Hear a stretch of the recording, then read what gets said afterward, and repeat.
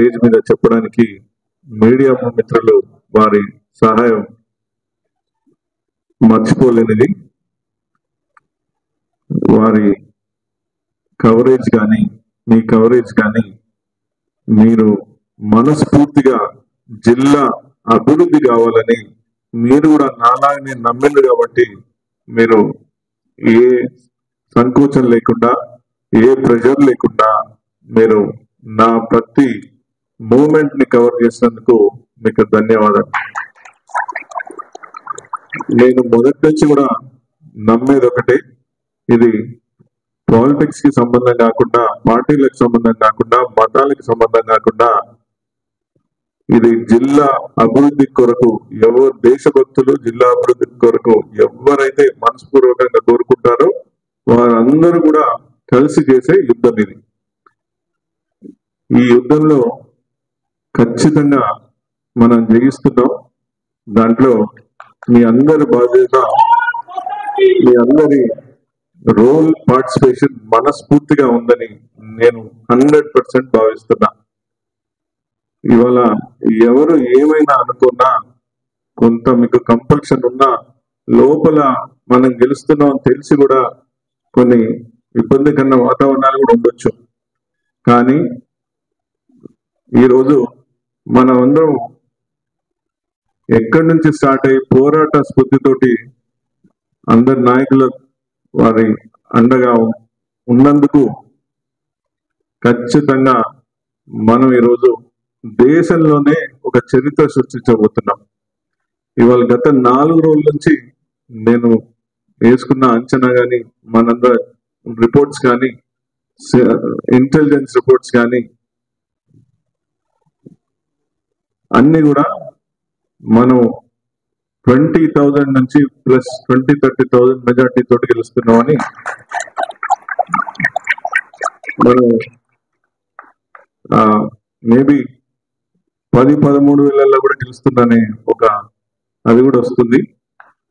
కాబట్టి మనము ఈరోజు ప్రజలు మనని సరే జూన్ 4th నాడు మాట్లాడే మాటలు ఆ రోజు ఉంటాయి, కానీ ఈ రోజు ఈ సెకండ్ వరకు నేను మిమ్మల్ని అందరినీ మనస్ఫూర్తిగా ధన్యవాదాలు చేసే సమయం. ఎందుకంటే మనకి ఎంతైతే మన చేతిలో ఉందో మనం అంత 100కి 100% అందరం కష్టపడ్డాం.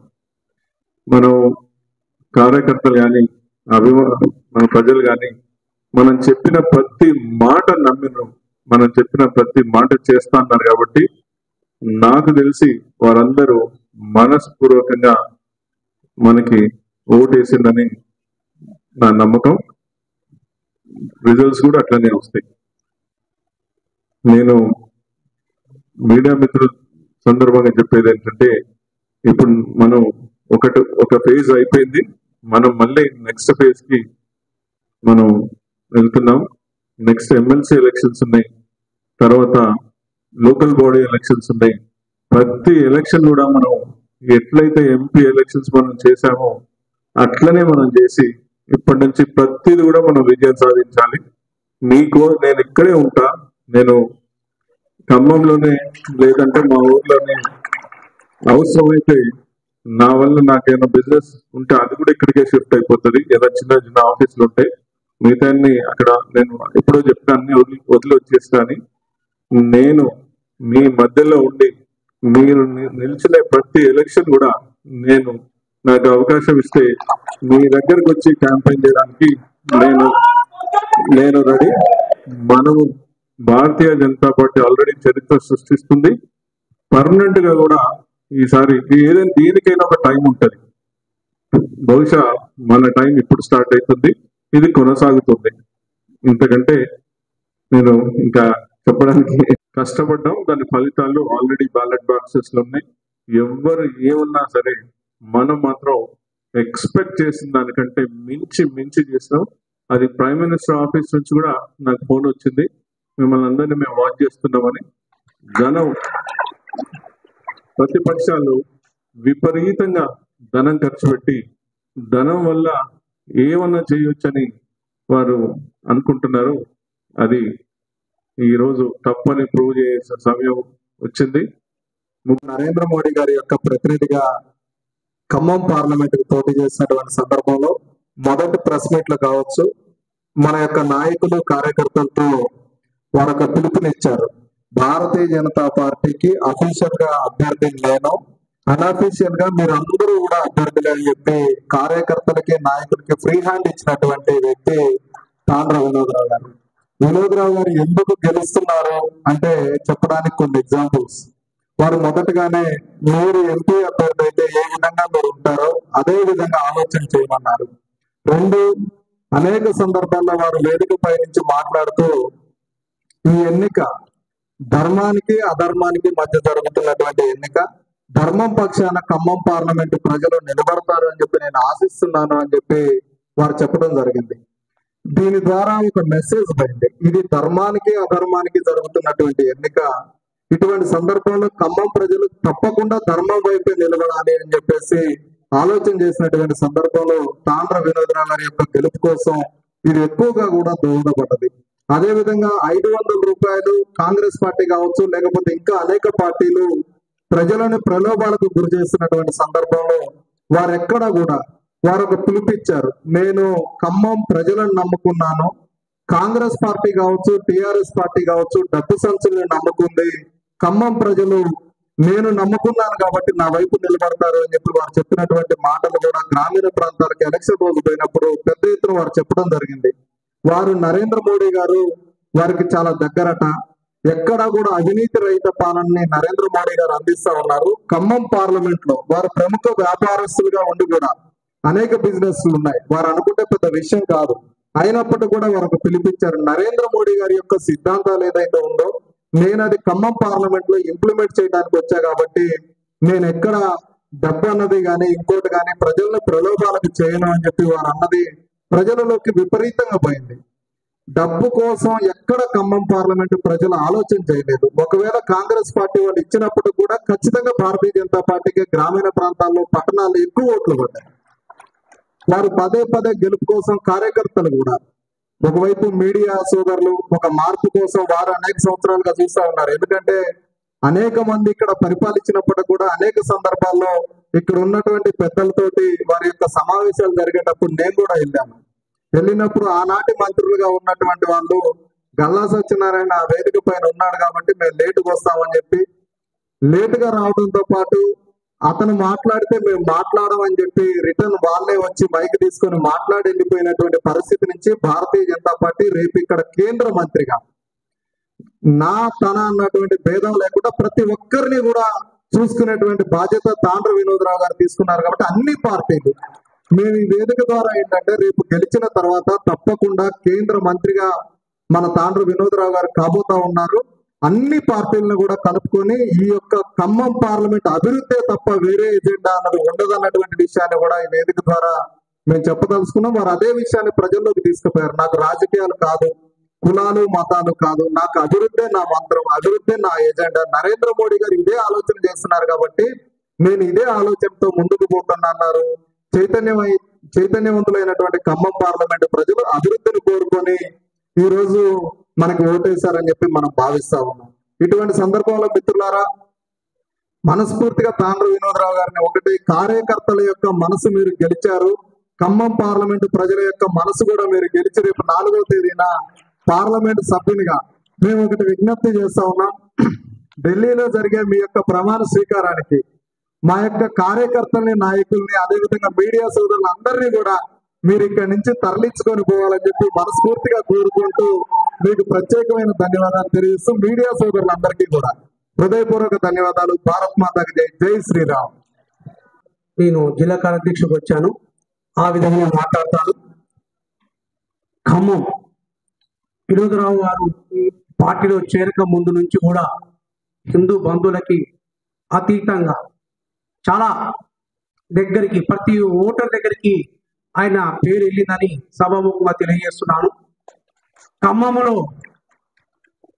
నేను నిలబడ్డప్పుడు శ్రీనివాస్ నువ్వు గెలవాలి, ఖర్చు నేను ఇస్తా, వెనకాడొద్దు, నువ్వు గెలిచి చూపించు, ఎంత ఖర్చు అయినా నేను ఇస్తా అని ముందుంచి నా గెలుపుకి సహకరించి ఖర్చు కూడా సారే పెట్టుకోండి. ఓపెన్ చెప్తాను, నా విజయంలో సార్ పాత్ర 100% ఉంది. ఇసుంటి లీడర్ ఖమ్మం జిల్లాకి అవసరం. ఎందుకంటే ఇక్కడ అనగలిగిన వర్గాలు మొత్తం కూడా ఆర్థికంగా లేదు. పార్టీని కూడా ఈ స్థితిలో ఇంతమంది ఆత్మీయుల మధ్యన మాట్లాడుతుంటే గర్వంగా ఉంది.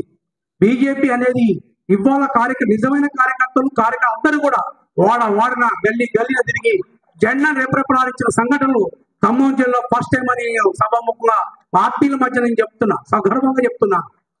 నా విజయంతోనే స్టార్ట్ అయింది. మన వినోద్ గారు సార్ ఏం చెప్పాడంటే, నీ విజయం మొదటి పెట్టి కావాలి, తర్వాత సార్ మీ యొక్క సంకల్ప బలమే మా ఆత్మీయులు మొత్తం మీ వెనకాల ఉండి మేము మీ గెలుపుకి దోహం చేశామని కూడా సభాముఖంగా తెలియజేస్తున్నాం.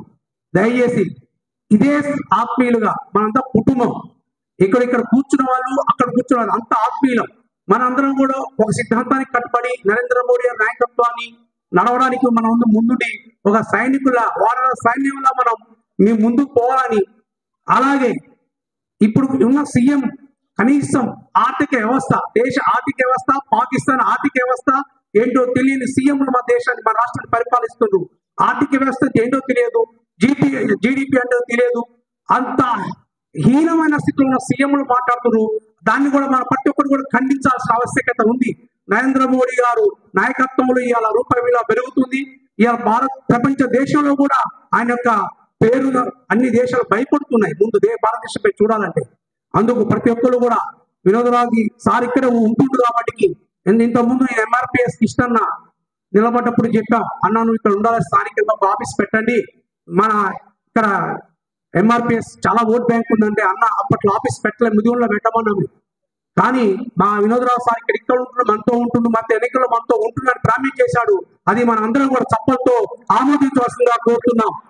ఈ అవకాశం ఇచ్చిన ప్రతి ఒక్కరికి, అధ్యక్షుల వారికి స్థాయిలో బీజేపీ గ్రాఫ్ పెరిగిందంటూ మాత్రం ఎటువంటి సందేశం లేదు. ఖచ్చితంగా ఓట్ల నిశ్శబ్ద విప్లవం జరిగింది. ఆ ఓట్ల యొక్క నిశ్శబ్ద విప్లవం అనేది ఒక ఖమ్మం జిల్లాలో పెనుమార్పు జరగబోతా ఉన్నది. ఆ పెనుమార్పు తాండ్ర వినోదరావు గారికి విజయంతోనే సూచికగా కనపడబోతా ఉందని కూడా మేము తెలియజేస్తా ఉన్నాం. తాండ్ర వినోదరావు గారి యొక్క విజయాన్ని కాంక్షిస్తూ మందాకృష్ణ మాది గారు మాకు ఆదేశాలు ఇచ్చిన రోజును మొదలుకొని ఖచ్చితంగా ప్రతి గ్రామంలో డోర్ టు డోర్ మొదలుకుంటే ఒక గ్రాఫ్ లెవెల్లోని మంచి ప్రచార కార్యక్రమం కూడా నిర్వహించాం. ఖచ్చితంగా మీరు చూడండి, రేపు ఓట్ల లెక్కింపులో కూడా ఆ యొక్క మాదిగల ఓట్ బ్యాంకు ఏ స్థాయిలో ఉన్నదని కూడా మీకు వాస్తవం తెలుస్తుందని విషయం కూడా తెలియజేసుకుంటూ, ఖచ్చితంగా ఖమ్మం జిల్లాలో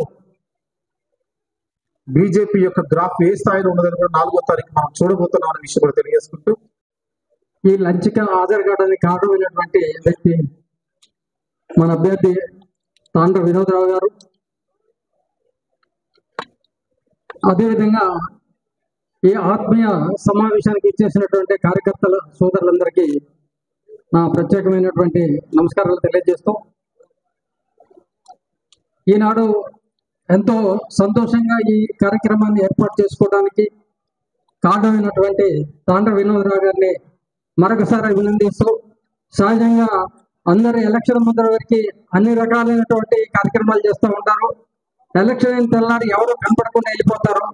కానీ వినోదరావు గారు ఆ పద్ధతికి వ్యతిరేకంగా ఎలక్షన్లు అయిపోయిన తర్వాత కూడా కార్యకర్తలతో నుండి కార్యకర్తల యొక్క మంచి చెడులు తెలుసుకుంటూ గత 3 నెలలుగా జరిగినటువంటి ప్రచారాల్లో ఎన్నో లోటుపాట్లు ఉన్నప్పుడు వాటిన్నింటినీ సవరించుకుంటూ కార్యకర్తలతోని కలిసి ముందుకు సాగాలన్న కోరికతోనే ఈ కార్యక్రమం ఏర్పాటు చేయదలిగింది. అందుకే ముఖ్యంగా వారికి ధన్యవాదాలు తెలియజేస్తున్నాను.